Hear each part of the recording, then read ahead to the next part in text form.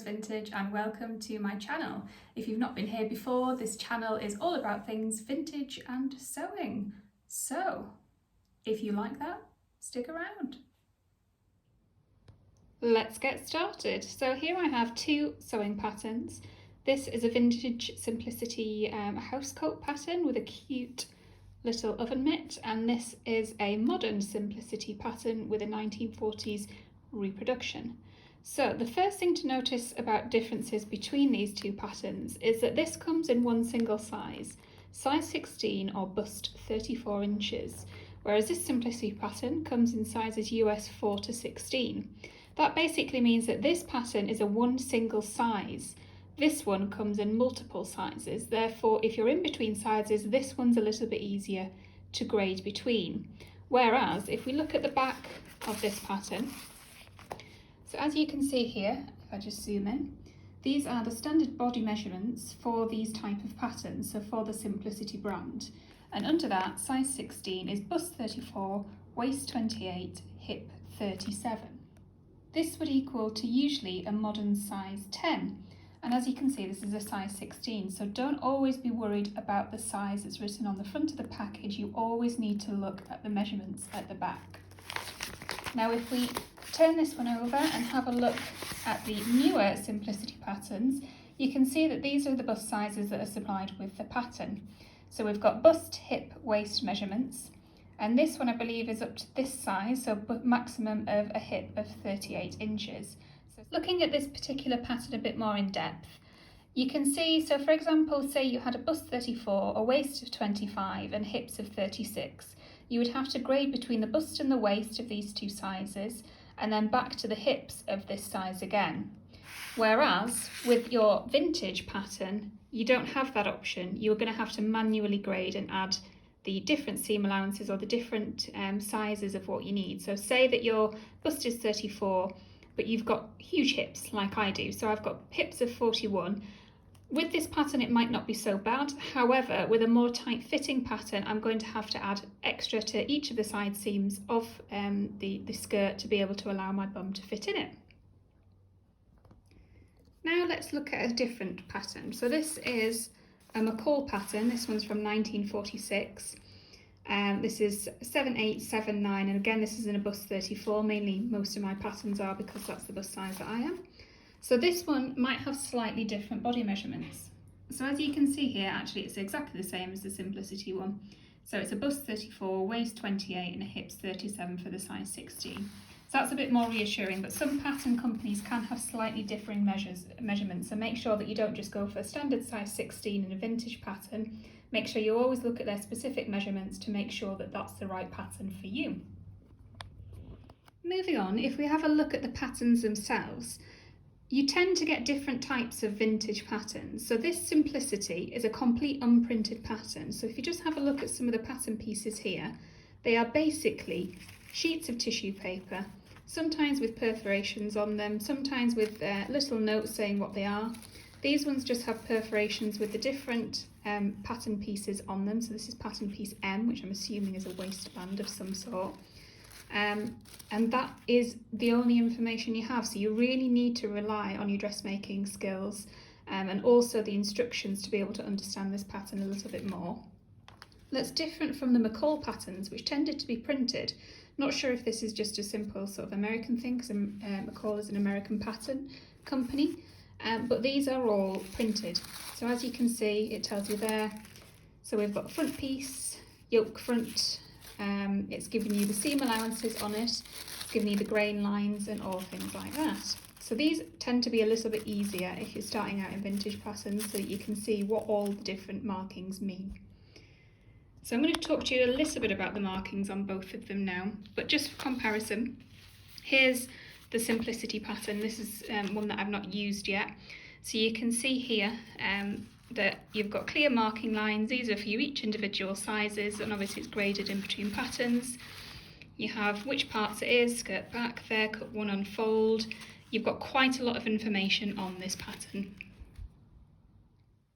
So now if we're looking at these pattern pieces side by side, so to the right is the Simplicity pattern and to the left is the McCall pattern, you can clearly see quite a few differences. So the right one is completely unprinted. It has a couple of perforations, some notches that you can see that are cut into the pattern itself, whereas the McCall pattern has everything written and drawn on as you would want to.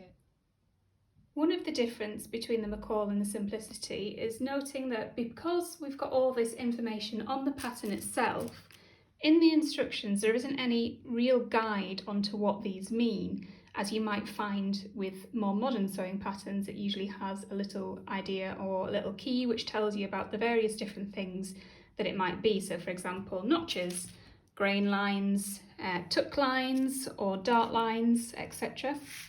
Whereas on the Simplicity pattern, because we've got little to no information on the pattern itself, it usually comes with a handy guide, so telling you what the notches are for, what the large dots are for, and what the medium and small dots are for. On this part of the pattern, this is the back piece for the house coat. We've got a couple of notches, as you can see here, for lining up different parts of seams. We've also got some dots that you can see there. Comparing this to the reproduction pattern, you can see on the pattern pieces themselves, they're very well detailed. You've got your notches, you've got your grain lines, you've got what part of the pattern it is. It tells you exactly how many to cut, and it tells you what pattern this is from and what number. And you've got a little dot there aligning where the centre front needs to be. It also tells you the seam allowance. Now, what we assume is these days that not many people sew, so Simplicity have included everything you need to know about the different parts of the pattern. So you can see there, these lines with the two arrows mean that it's a grain line, which means that you need to place that piece. So here's the grain line on the pattern. So you need to place the warp or weft of the fabric itself. You need to place a pattern in line with that in order to avoid any stretching or anything like that in the fabric as you're sewing.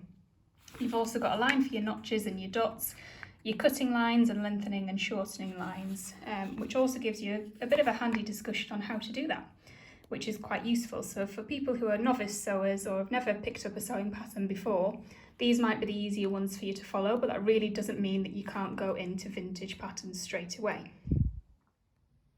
You will also find with vintage patterns that instructions tend to be quite sparse. So looking at this Simplicity one, we do have some general sewing instructions just at the top there, which talk about bias or curve edges, seam allowances, etc. However, if we look at sort of the first part of this, so it says at shoulder seams, joint front and back matching the V's. It doesn't talk about any stitches that you may consider using or how to do that, but if you look at the diagram, that looks like a straight stitch. So therefore you're going to be doing a straight stitch unless it otherwise mentions it. If we have a look again at the backs of both of these patterns, the vintage and the new pattern, you will see that on this one, the new pattern, we can see recommendations for various different types of fabrics which would suit this pattern. Whereas if we look at the 1940s pattern, there isn't any mention of fabric types. This is because most home sewers from the 1940s would have understood a little bit about different fabrics and the way in which they work. So you would have been able to say, okay, I'm making a house coat, I probably need something quite thick and warm. I could wear something a little bit drapey if it's for the summer. One thing it does mention, however, is what you will need for style 1, so contrast thread. You're also going to need some rickrack braid if you want to do the style, and some bias folding tape, and it does tell you how much you need of that. It also tells you the exact requirements of the different lengths of fabric that you will need, which is also very similar to the new pattern, where you can see here it tells you how much fabric you're going to need for the various different sizes, anything else you may need in terms of your notions. So hopefully from this video you've learned a little bit about the difference between modern and vintage sewing patterns, and will feel a little bit more confident in tackling a vintage pattern. There are a few more resources out there for people who are wanting to get into vintage sewing and learn vintage techniques. You can always pick up really quite cheap books, such as something like this, which is the Butterick New Sewing book, which is from the 1950s, which does discuss a lot of the different techniques and stitches used of the era. Also something along the lines of this Vogue Book of Smart Dressmaking, again, which is a very small book, which tells you everything you need to know. It's really not that hard. If you've got any questions or if you've got anything you would like me to do a video on, please drop a message in the comments below. like, share or subscribe to my channel. I really hope you've enjoyed this video and thank you so much for watching. Bye bye.